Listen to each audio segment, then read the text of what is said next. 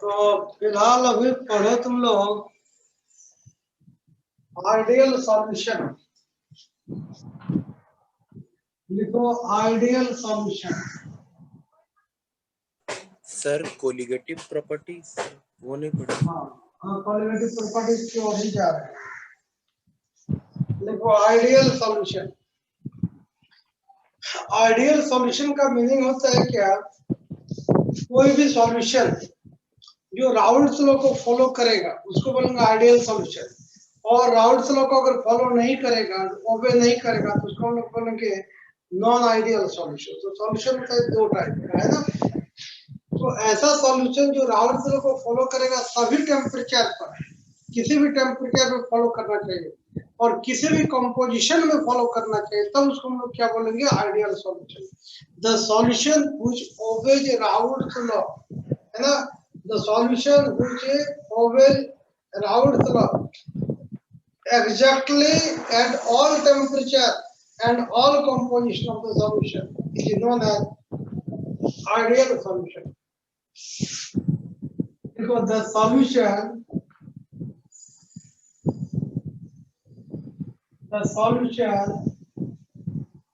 which obeys Raoult's law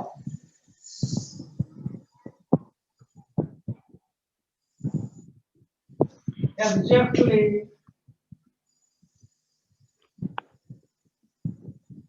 at all temperature. बंद करो किसका माइक, देखो अनम्यूट है। Exactly at all temperature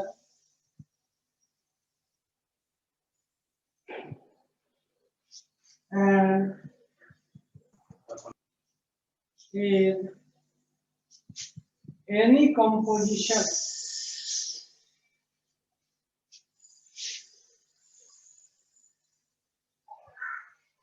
of the solution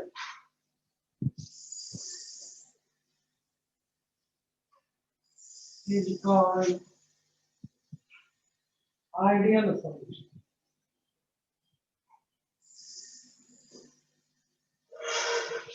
क्या बोलेंगे इसको, आइडियल सॉल्यूशन।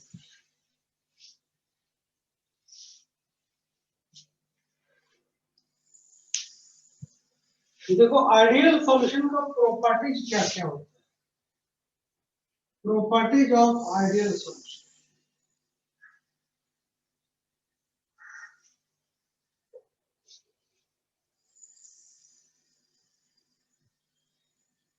देखो आइडियल सॉल्यूशन का पहला प्रॉपर्टी होता है कि जो लिक्विड होगा उस लिक्विड में इंटरमॉलिक्यूलर अट्रैक्टिव फोर्स का नेचर और उस फोर्स का जो मैग्नीट्यूड होगा वो आइडेंटिकल होगा, है ना। एक आइडियल सॉल्यूशन में जितना भी लिक्विड का मॉलिक्यूल्स होगा सभी मॉलिक्यूल्स का क्या हो जाएगा कि इंटरमॉलिक्यूलर अट्रैक्टिव फोर्स का नेचर और उसका मैग्नीट्यूड आइडेंटिकल होगा, तो उसको हम लोग क्या बोलेंगे, आइडियल सॉल्यूशन। लिख लो फर्स्ट प्रॉपर्टी, लिखो the forces of attraction between the liquid molecules. The forces of attraction between the liquid molecules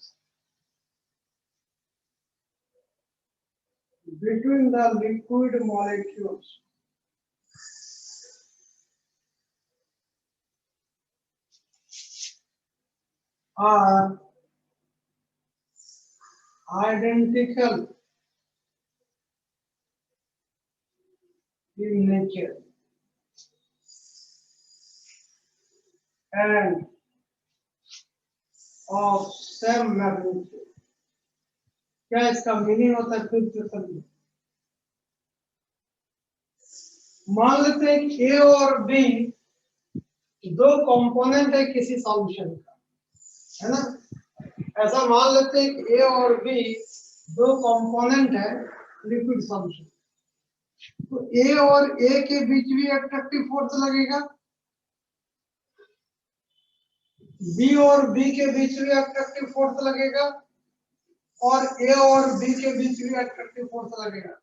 तो तीनों अट्रैक्टिव फोर्स क्या होगा, सेम होगा, है ना, आइडेंटिकल होगा।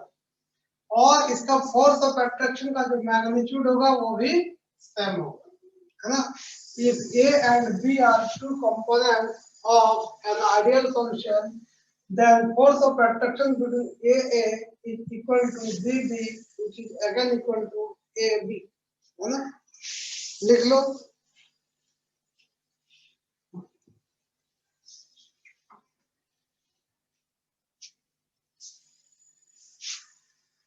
That is, if A and B are two components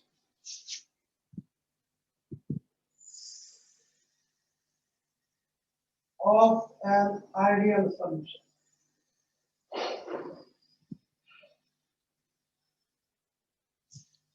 then force of attraction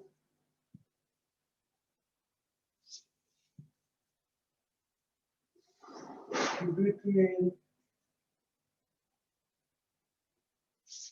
AA is equal to force of attraction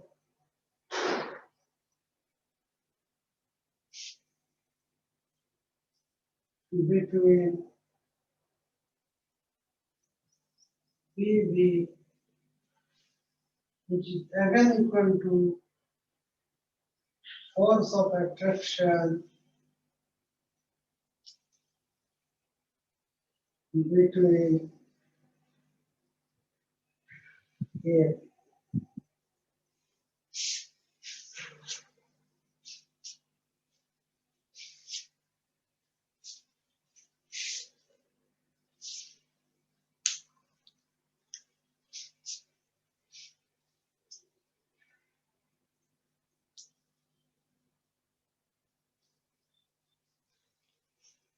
लिख लिया?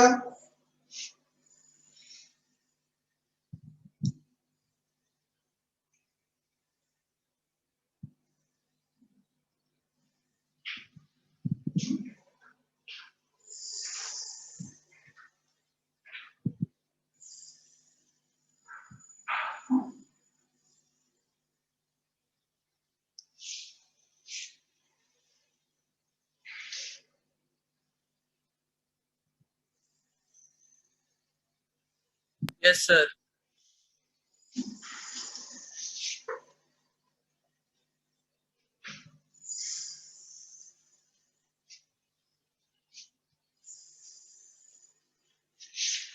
देखो समझ लो फिर से एक बार इसका क्या मीनिंग होता है।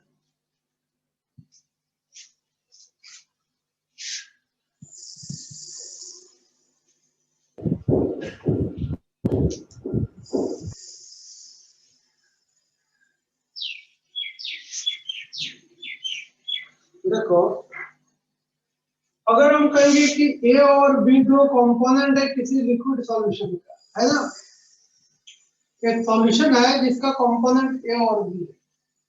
अगर हम कहेंगे कि पहले क्या था, ए और ए के बीच अट्रैक्टिव फोर्स लग रहा था, पहले क्या था, बी और बी के बीच अट्रैक्टिव फोर्स लग रहा था, और जब दोनों को मिला देंगे एक न्यू अट्रैक्टिव फोर्स लगेगा ए और बी के बीच। अगर हम कहेंगे तीनों अट्रैक्टिव फोर्स इक्वल होगा तो इसको हम बोलेंगे आइडियल सॉल्यूशन। मान लेते हैं कि ए और बी के बीच जो न्यू अट्रैक्टिव फोर्स लगेगा वो ज्यादा स्ट्रांग, तो ज्यादा अगर स्ट्रांग हो जाएगा अब इसको हम लोग आइडियल सॉल्यूशन नहीं बोलेंगे। या फिर ए और बी के बीच अगर न्यू अट्रैक्टिव फोर्स लगेगा, ये अगर लूज हो जाएगा, कमजोर हो जाएगा, थोड़ा सा वीक हो जाएगा, तो भी हम लोग आइडियल सॉल्यूशन। क्या इफेक्ट पड़ता है, देखो अगर ये अट्रैक्टिव फोर्स लूज हो जाता है, थोड़ा सा वीक हो जाता है, इसका मतलब बॉन्ड थोड़ा सा ब्रेक हो रहा है।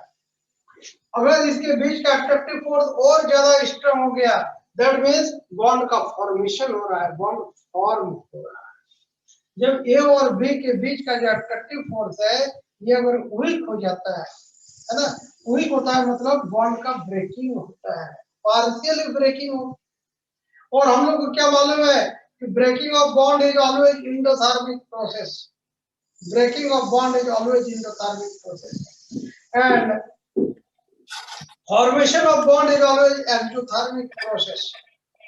अगर ये बॉन्ड ज्यादा वीक हो जाता है, दैट मीन्स एनर्जी को एब्जॉर्ब किया, और एनर्जी को अगर एब्जॉर्ब करेगा तो पहले जो ए कंपोनेंट था, बी कंपोनेंट था, उसके रेस्पेक्ट में जो सॉल्यूशन बना है उसका एनर्जी ज्यादा हो जाएगा, क्योंकि एनर्जी को एब्जॉर्ब कर रहा है। प्रोसेस क्या हो जाएगा? एंडोथर्मिक प्रोसेस हो जाएगा, है ना। और एंडोथर्मिक प्रोसेस में सॉल्यूशन का जो एनर्जी होगा दोनों जो कंपोनेंट होगा उससे ज्यादा होगा। तो हम लोग क्या बोलेंगे? चेंज इन एनर्जी जो होगा वो चेंज इन एनर्जी क्या होगा? पॉजिटिव हो जाएगा। मान लो कि ए के बीच पहले जो 10 जूल का एनर्जी था और बी के पास 10 जूल का या 12 जूल का एनर्जी था, मान लीजिए। दोनों को मिला करके एक सॉल्यूशन बनाए और ये सॉल्यूशन जो बना, है ना, तो एंडोथर्मिक हो रहा है, मतलब बॉन्ड को ब्रेक किया है, बॉन्ड को वीक किया है, एंडोथर्मिक प्रोसेस होगा। तो एंडोथर्मिक प्रोसेस का 10 और 12 22 जूल से इसके पास ज्यादा एनर्जी होगा। अब हो सकता है इसके पास 30 जूल एनर्जी हो। तो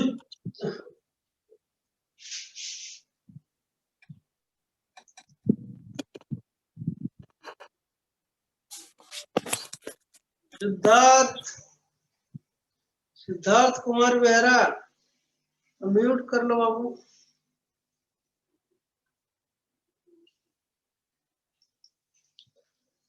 देखो, तो इसके पास एनर्जी ज्यादा हो गया, दैट मींस प्रोसेस क्या हो जाएगा? Endothermic process. और एंडोथर्मिक प्रोसेस में तो डेल्टा एच का वैल्यू अगर निकालेंगे तो कितना होगा? 30 माइनस 22, तो ये क्या हो जाएगा? पॉजिटिव में निकलेगा 8 जूल एनर्जी, है ना। तो अगर ये बॉन्ड वीक हो जाता है तो डेल्टा एच पॉजिटिव होता है। अगर ये बॉन्ड मान लो स्ट्रांग हो जाता है ना, मोर स्ट्रांग हो जाए ये बॉन्ड, तो क्या होगा? एनर्जी रिलीज करेगा, और एनर्जी रिलीज करेगा तो डेल्टा एच का वैल्यू क्या हो जाएगा? नेगेटिव हो जाएगा, जो थर्मिक प्रोसेस होगा। लेकिन आपको क्या बोले? आइडियल सॉल्यूशन का मीनिंग होता है कि बॉन्ड का नेचर आइडेंटिकल होगा, बॉन्ड का अट्रैक्शन का मैग्नीट्यूड भी आइडेंटिकल होगा, न तो एनर्जी रिलीज करेगा न तो एनर्जी अब्सॉर्ब करेगा। Net change in energy will be zero. अगर ए के पास 10 जूल एनर्जी था, बी के पास 12 जूल एनर्जी था, दोनों को मिलाकर के एक सॉल्यूशन बनाए, सॉल्यूशन का एनर्जी एग्जैक्टली 22 जूल एनर्जी होगा, क्योंकि एनर्जी न तो एब्जॉर्ब किया है न तो रिलीज किया है। Change in energy will be zero. क्या बोलते हैं उसको? Heat change on mixing. दो सब्सटेंस को मिलाने पर अगर हीट एनर्जी रिलीज होती है हम लोग क्या बोलेंगे? Heat change on mixing is negative. अगर दो सब्सटेंस को मिलाने पर हीट एनर्जी एब्जॉर्ब होती है हम लोग क्या बोलेंगे? हीट ऑफ एनर्जी, क्या बोलेंगे? Change in heat on mixing will be positive. लेकिन इसमें न तो एनर्जी अब्जॉर्ब हो रहा है न तो एनर्जी रिलीज हो रहा है। Heat change on mixing is zero, in which case? In ideal solution, है ना। तो आइडियल सॉल्यूशन का सेकंड प्रॉपर्टी लिखना, हीट चेंज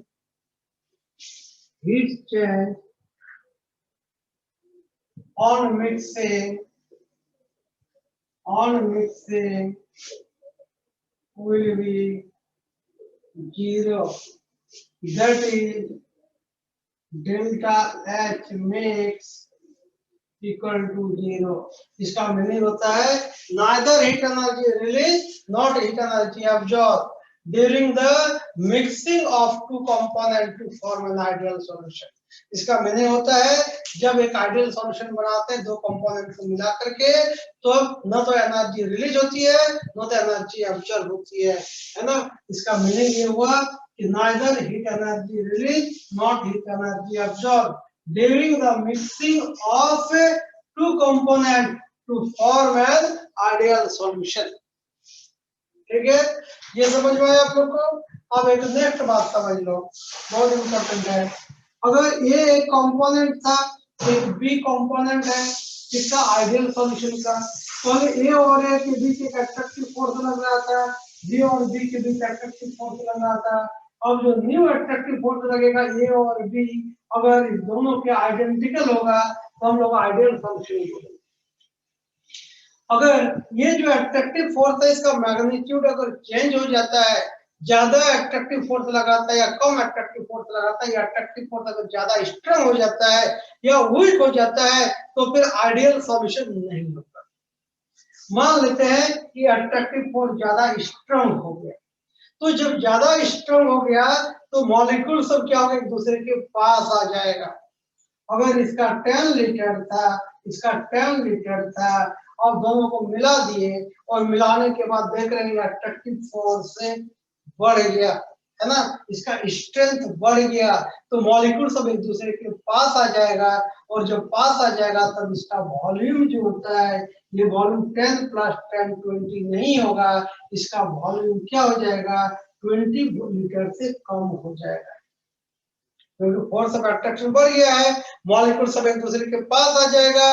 दो मॉलिक्यूल्स के बीच अट्रैक्टिव फोर्स ज्यादा लग रहा है तो मॉलिक्यूल एक दूसरे के पास आ जाएगा, वॉल्यूम क्या हो जाएगा, डिक्रीज हो जाएगा, और क्या बोलेंगे, change in volume on mixing is negative. ठीक है, अगर मान लेते हैं ए और बी के बीच का जो अट्रैक्टिव फोर्स है उसके रेस्पेक्ट में ए और बी का जो अट्रैक्टिव फोर्स है ये वीक हो गया, तो वीक हो जाने से क्या होगा, एक दूसरे से दूर चला जाएगा मॉलिक्यूल सब, और मॉलिक्यूल सब जब एक दूसरे से दूर जाएगा तो उसका वॉल्यूम क्या हो जाएगा, इंक्रीज हो जाएगा, 10 जूल और 10 जूल मिल करके सॉल्यूशन का जो वॉल्यूम होगा 20 जूल नहीं होगा, 20 जूल से ज्यादा हो जाएगा, और हम लोग क्या बोलेंगे, change on mixing, change in volume on mixing will be positive, है ना।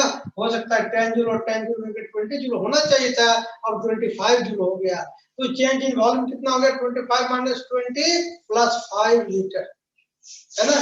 तो हमेशा वॉल्यूम क्या होता है, बढ़ जाता है, कब, जब फोर्स ऑफ अट्रैक्शन घटता है तब। लेकिन आइडियल सॉल्यूशन में क्या होता है, ए और ए के बीच का जो अट्रैक्टिव फोर्स है, बी और बी के बीच का जो अट्रैक्टिव फोर्स है ना, उतना ही ए और बी के अट्रैक्टिव फोर्स लग रहा है, तो वॉल्यूम में कोई चेंजिंग नहीं होगा, 10 लीटर और 10 लीटर मिल करके एग्जैक्टली 20 लीटर ही होगा। हम लोग क्या बोलेंगे, वॉल्यूम चेंज ऑन मिक्सिंग, है ना, क्या बोलेंगे, थर्ड पॉइंट को volume change, volume change on mixing will be 0, that is delta V mix equal to, तो आइडियल सॉल्यूशन के बारे में तीन बात याद रखना, फोर्स ऑफ अट्रैक्शन आइडेंटिकल होगा, हीट चेंज नहीं होगा, हीट चेंज 0 होगा, और वॉल्यूम चेंज भी 0 हो जाएगा, है ना। तो ये तीन इंपॉर्टेंट पॉइंट है आइडियल सॉल्यूशन के लिए, और भी इसका प्रॉपर्टीज होता है, समझ लो थोड़ा सा। अगर हम कहेंगे ए और ए के बीच अट्रैक्टिव फोर्स लग रहा था, बी और बी के बीच अट्रैक्टिव फोर्स लग रहा था, अब ए और बी के बीच एक न्यू अट्रैक्टिव फोर्स लग रहा है, ठीक है। अब ये अट्रैक्टिव फोर्स अगर ज्यादा स्ट्रांग हो जाए, तो ज्यादा स्ट्रांग हो जाएगा तो लेस वोलेटाइल होगा, अगर ये बॉन्ड वीक हो जाए तो आसानी से वेपोराइज होगा, है ना, मोर वोलेटाइल, ठीक है। तो आइडियल सॉल्यूशन का मीनिंग क्या होता है, दोनों का अट्रैक्टिव फोर्स के इक्वल इसका अट्रैक्टिव फोर्स होगा, volatility of the solution is equal to the volatility of the components of the solution, है ना, volatility में कोई चेंजिंग नहीं होता है। लेकिन अगर आइडियल सॉल्यूशन नहीं होगा तो या तो वोलेटिलिटी बढ़ जाएगा या फिर वोलेटिलिटी घट जाएगा, तो volatility of the solution is identical to its components, क्या बोलेंगे, volatility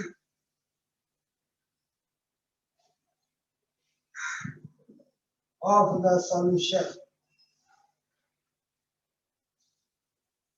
is identical to its components। Sir ये पॉइंट फिर से समझा दीजिए ना, वोलेटिलिटी वाला। देखो ए और बी के बीच का अट्रैक्टिव फोर्स अगर बढ़ जाता है, इंक्रीज हो जाता है, तो इसको ब्रेक करने के लिए हमको ज्यादा एनर्जी देना पड़ेगा। जब ज्यादा एनर्जी देंगे तब इवेपोराइट होगा, वोलेटिलिटी क्या होगा, डिक्रीज होगा। कब डिक्रीज हो जाता है, जब ए और बी के बीच का अट्रैक्टिव फोर्स ज्यादा स्ट्रांग हो जाता है तब। अगर ए और बी के बीच का अट्रैक्टिव फोर्स लूज हो गया, वीक हो गया, तो थोड़ा सा हीट एनर्जी देंगे, ये इवेपोराइट हो जाएगा, मतलब वोलेटिलिटी क्या होगा, बढ़ेगी। लेकिन अगर इसका अट्रैक्टिव फोर्स कंपोनेंट के इक्वल होगा तो वोलेटिलिटी में कोई चेंजिंग नहीं होगा। ये जितना टेम्परेचर पर वेपोराइड हो रहा था, है ना, ये जितना टेम्परेचर पर वेपोराइड हो रहा था, ये भी उतना ही टेम्परेचर पर वेपोराइड होगा। तो वोलेटिलिटी में कोई चेंजिंग नहीं होता है। जितना वोलेटिलिटी पहले था कंपोनेंट का, और सॉल्यूशन का भी वोलेटिलिटी उतना ही होगा। लेकिन अगर ये अट्रैक्टिव फोर्स अगर वीक हो जाता है, आसानी से वेपोराइड होगा। स्ट्रांग हो जाता है, आसानी से वेपोराइड नहीं होगा, मतलब वोलेटिलिटी घट जाएगी। ठीक है, आया समझ में? Yes sir. देखो नेक्स्ट पॉइंट क्या होता है आइडियल सॉल्यूशन के लिए, कि सॉल्यूट का जो पार्टिकल, जो सॉल्यूट हम लोग डिसॉल्व करेंगे, वो सॉल्यूट न तो डिसोसिएट होना चाहिए, ना एसोसिएट होना चाहिए। अगर सॉल्यूट का पार्टिकल डिसोसिएट हो जाएगा या सॉल्यूट का पार्टिकल एसोसिएट हो जाएगा, डिसोसिएट होने का मतलब क्या होता है, तो सॉल्यूट का पार्टिकल्स है और वो ब्रेक हो गया, और ब्रेक होकर के दो या दो से ज्यादा छोटा छोटा मॉलिक्यूल्स में कन्वर्ट हो गया, तो आइडियल सॉल्यूशन नहीं बोलेंगे। या सॉलिड पार्टिकल के बीच अगर एसोसिएशन हो जाता है, दो तीन चार पार्टिकल मिलकर एक लार्ज पार्टिकल बना लेता है, तो भी हम लोग आइडियल सॉल्यूशन नहीं बोलेंगे, है ना। तो आइडियल सॉल्यूशन के लिए क्या होना चाहिए, solid particles neither should dissociate nor should associate. क्या कहेंगे, सॉलिड पार्टिकल्स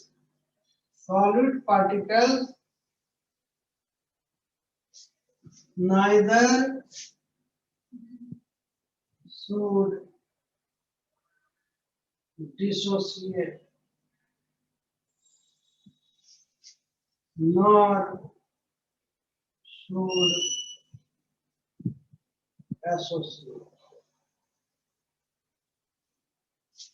और एक नेक्स्ट पॉइंट याद रखना कि सॉलिड और सॉल्वेंट के बीच कोई भी केमिकल रिएक्शन नहीं होनी चाहिए, क्योंकि केमिकल रिएक्शन होगा तो हीट एनर्जी रिलीज होगा या हीट एनर्जी अब्सॉर्ब होगा, और जहां पे हीट एनर्जी रिलीज हुआ या अब्सॉर्ब हुआ, अब उसको हम लोग आइडियल सॉल्यूशन नहीं बोलेंगे, है ना। No chemical reaction should occur between the salt and solvent, no chemical reaction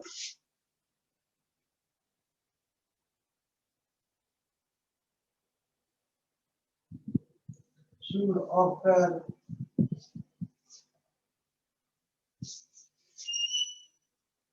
between solute and solvent।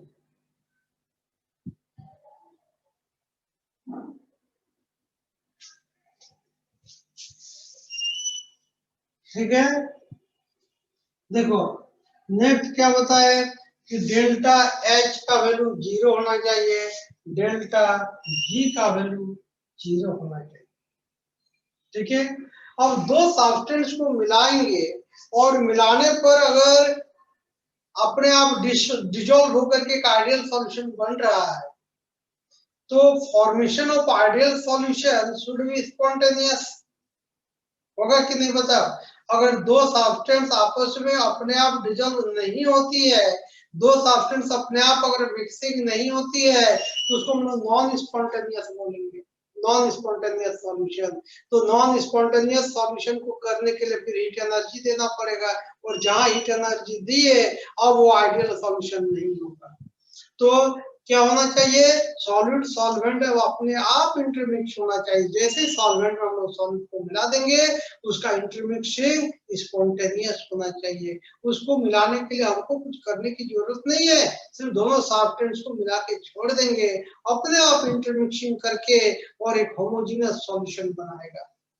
Process should be spontaneous, और किसी भी प्रोसेस को स्पॉन्टेनियस होने के लिए फर्स्ट लॉ ऑफ थर्मोडायनामिक्स बताता है कि delta H should be negative, लेकिन यहाँ पे तो डेल्टा एच 0 है। सेकंड लॉ ऑफ थर्मोडायनामिक्स बताता है एंट्रोपी शुड इंक्रीज, ये हो सकता है ना। जब भी दो सब्सटेंस को हम लोग मिलाते हैं तो मिलाने से क्या होता है, एंट्रोपी बढ़ जाता है। एंट्रोपी का मतलब होता है मेजरमेंट ऑफ रैंडमनेस। जैसे मान लो एंट्रोपी कैसे बढ़ेगा, अगर 10 ml का कोई सॉल्यूशन है, एक कंपोनेंट है, और 10 ml का एक दूसरा कंपोनेंट है, अब दोनों को हम लोग मिलाएंगे तो मिलाने पर क्या करना पड़ेगा, आपको 20 ml का कंटेनर लेना पड़ेगा और दोनों को हम लोग क्या करेंगे, मिला देंगे, बन जाएंगे एक आइडियल सॉल्यूशन। ठीक है, अब प्रत्येक मॉलिक्यूल को इसमें क्या था, 10 ml का जगह मिल रहा था घूमने फिरने के लिए, वॉन्डरिंग के लिए, है ना। इसको जो है मूवमेंट के लिए सिर्फ 10 ml का वॉल्यूम मिल पाता है। इसको एक एक मॉलिक्यूल को जो है घूमने फिरने के लिए, मूवमेंट के लिए 10 ml का वॉल्यूम मिल रहा था, अब प्रत्येक मॉलिक्यूल को 20 ml का वॉल्यूम मिलेगा। इसमें क्या होगा, रैंडमनेस बढ़ जाएगा। रैंडमनेस बढ़ेगा, measurement of randomness is known as entropy. तो आइडियल सॉल्यूशन कब बनेगा, जब एंट्रोपी फैक्टर इंक्रीज होनी चाहिए। डेल्टा एच एनर्जी फैक्टर तो 0 हो गया, energy change in energy 0, but change in entropy should not 0, change in entropy should positive, है ना, मतलब एंट्रोपी शुड इंक्रीज। ठीक है, और लास्ट दोनों को, अगर थर्मोडायनामिक्स हम लोग पढ़े होंगे तो लास्ट दोनों को कंबाइन करने के बाद हम लोग कंक्लूजन ये निकालते हैं कि स्पॉन्टेनियस प्रोसेस के लिए डेल्टा एच में भी पॉजिटिव और में भी नेगेटिव, में भी 0, कोई मायने नहीं।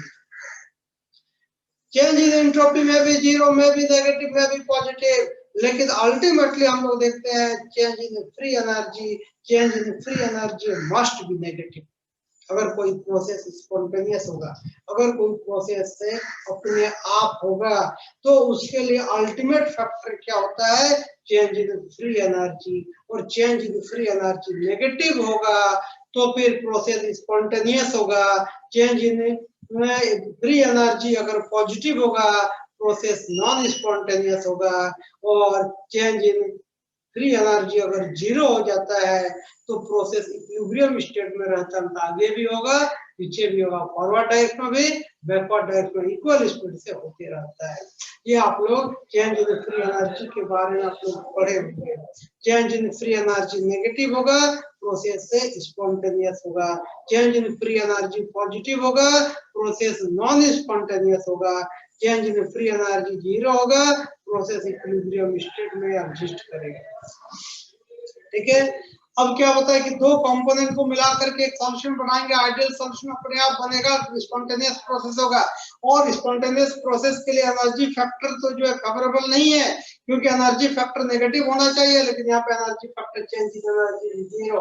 तो फिर फेवरेबल फैक्टर क्या होगा, एंट्रोपी, एंट्रोपी बढ़ रहा है और एंट्रोपी बढ़ेगा और change in gives energy negative होगा।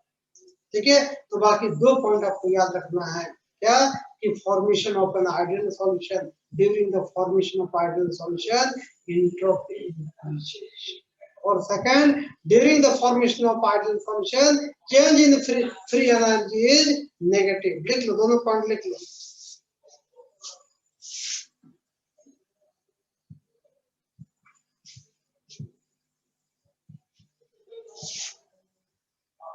during the formation of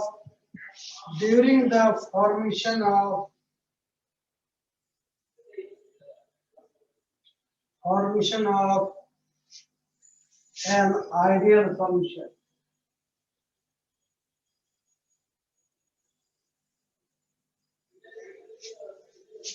entropy increases.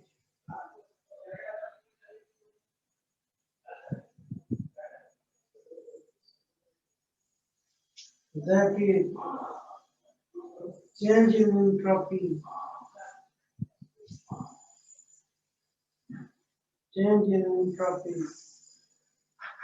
is positive.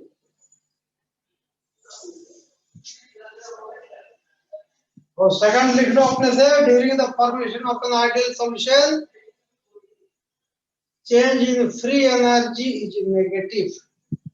Change in free energy is negative.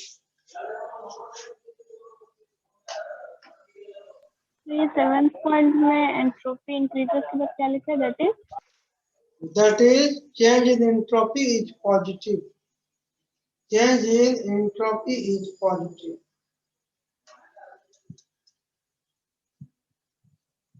Sir, during the formation of anhydrous solution, Correct?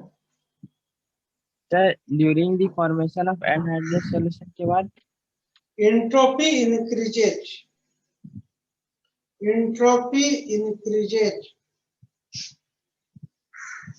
That is, change in entropy is positive. Change in entropy is positive.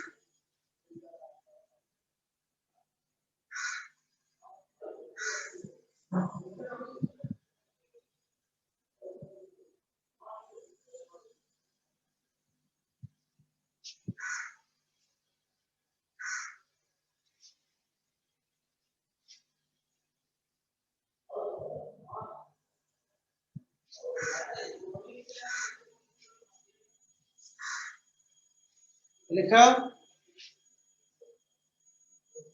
मिटा Yes, दें। sir. और next point क्या बता? During the formation of an ideal solution change in free energy is negative. Change in free energy is negative.